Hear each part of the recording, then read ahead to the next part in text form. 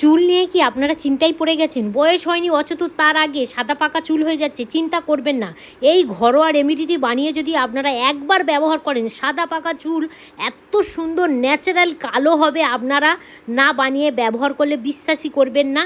এতটাই ঘন হবে, লম্বা হবে, কালো হবে, মজবুত হবে, নতুন চুল গজাবে, চুলের গোড়া মজবুত হবে, ঝরা পড়া থেকে বন্ধ হবে। রিকা কিচেন উইথ ভিলেজ ফুডে আপনাদের সবাইকে স্বাগত জানাই। চুলের খুবই সুন্দর একটি উপকারী রেমেডি নিয়ে চলে এসেছি।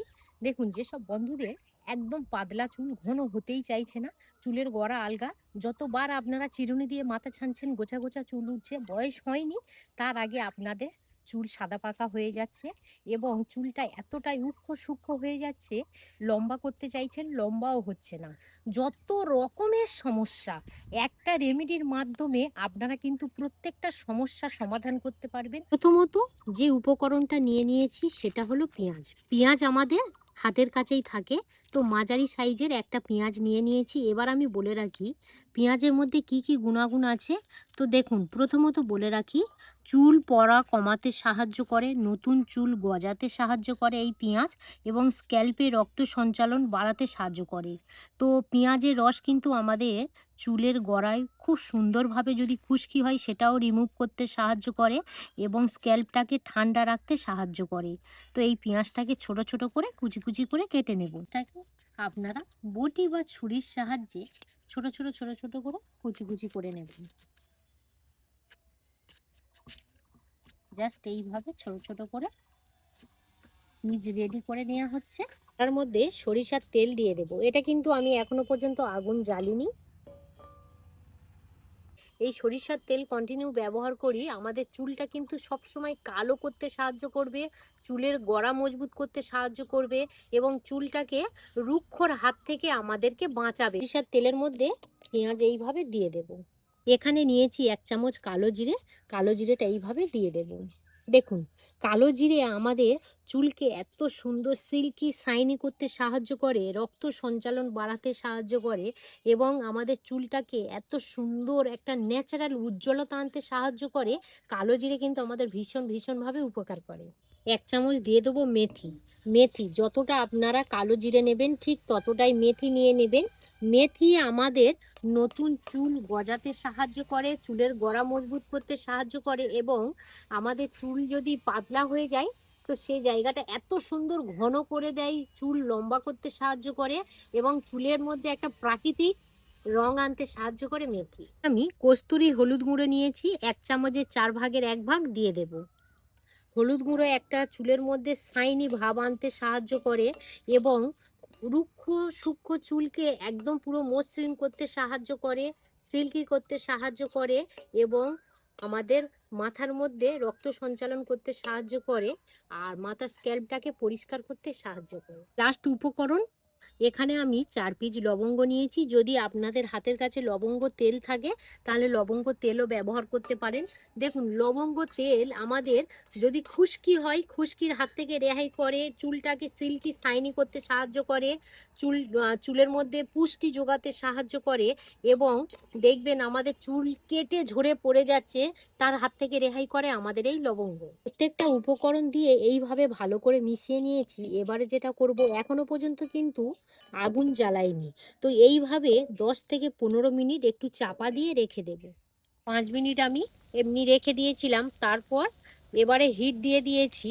এবারে আপনারা একটা কথা মাথায় রাখবেন, কোনো মতে হাই আঁচে জাল করা যাবে না, একদম পুরো স্লো করে জাল দিতে হবে। তো স্লো করে জাল দেবেন, তাতে কি হবে, এই প্রত্যেকটা উপকরণের যে জাস্ট এই যে রসটা খুব সুন্দরভাবে কিন্তু তেলের সাথে অ্যাবজর্ব হয়ে যাবে। লো টু মিডিয়াম আছে আমি কিছুক্ষণ এইভাবে ফুটিয়ে নেব। এটা কিন্তু একদম পুরো বন্ধুরা ঘরোয়া রেমেডি। তো আমরা যদি এই জিনিসগুলো দিয়ে যদি এই রেমেডিটা বানিয়ে চুলের মধ্যে ব্যবহার করতে পারি, আমাদের চুল কিন্তু সত্য কথা বলতে খুব সুন্দর সিল্কি শাইনি এবং সাদা পাকা চুল কালো হবে, রুক্ষ সূক্ষ্ম চুলও খুব সুন্দর ন্যাচারাল উজ্জ্বলতা আনতে সাহায্য। লো টু মিডিয়াম আছে 5 থেকে 6 মিনিটের মতো ফুটিয়ে নিয়েছি। আর জালটা দেখুন ঠিক কিন্তু এরকমই দিতে হবে, একদম হালকা হালকা করে দিতে হবে। তো এবার আমি একদম পুরো অফ করে দিয়ে এই রেমেডিটা আর কি একটু ঠান্ডা করে নেব, একটা পাত্রের মধ্যে নামিয়ে নেব। আর এখানে একটা ছাঁকনি ব্যবহার করতে হবে। দিদি বলো, কত সুন্দর একটা ন্যাচারাল রেমেডি তৈরি হয়ে গেল দেখো। তো এখনো পর্যন্ত হালকা গরম আছে, এটাকে একদম পুরো ঠান্ডা করে নেব। এবার আমি প্র্যাকটিক্যাল ভাবেই দেখাবো। রেমেডিটা একদম সম্পূর্ণ ঠান্ডা করে নিয়েছি।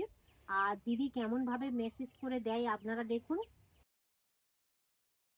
প্রত্যেকটা জায়গায় একদম পুরো চুলের গোড়া থেকে আগা পর্যন্ত দিতে হবে। আর এইভাবে আলতো হাতে মেসেজ করে করে দিতে হবে। দুটো হাতের মধ্যে ভালো করে নিয়ে এইভাবে দিয়ে দেবেন। এই দেখুন দিদি কেমন ভাবে দিচ্ছে, আপনারা তো দেখেই বুঝতে পারছেন।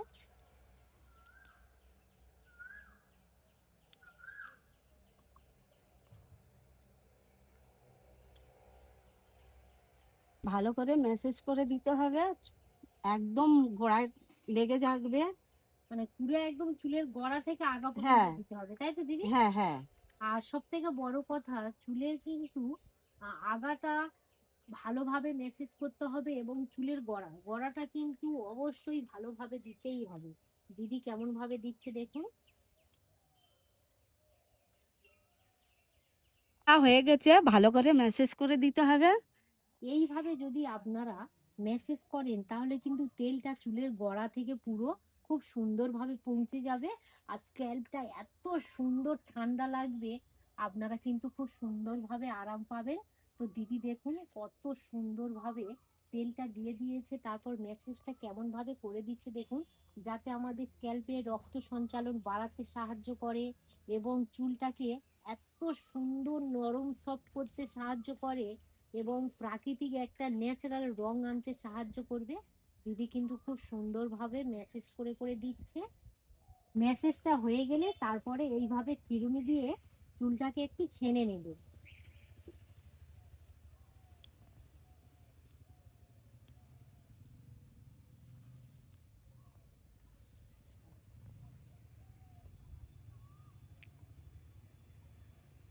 এবারে ব্যবহারটা বলে দিই।